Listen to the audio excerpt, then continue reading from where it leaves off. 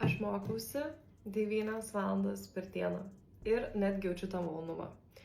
Aš žinau, kad tai gali skambėti, neteiskit manęs, bet aš tuo jums viską paaiškinsiu. Visų pirma, tai aš tiesiog labai mėgstu mokytis aktyviuoju būdu. Tai yra man paprasčiausias būdas ir, nežinau, negaliu tiesiog sėdėti prie knygų ištisas valandas ir kalti visas medžiagos. No. Antra priežastis yra ta, kad visą medžiagą, iš kurios aš turiu mokytis, aš galiu ją paversti į podcastą. Ir viskas yra žymiai paprasčiau negu atrodo. Tai tiesiog atsidarau Astra AI programėlę, įkeliu mokymosi medžiagą ir susikuriu.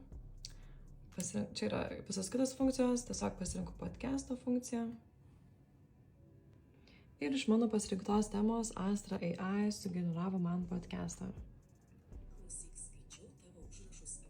Išklausiusi podcast'ų toje pačioje programėlėje peržiūriu ir mokymosi korteles, greitus testus ir viską kartoju.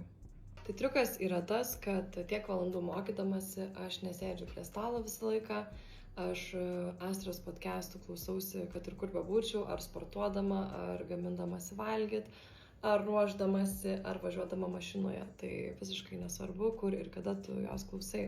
Tai štai kaip aš mokinuosi 9 valandas per dieną, tai tikrai nėra sunku, tačiau reikia naudoti tam skirtus gerus įrankius.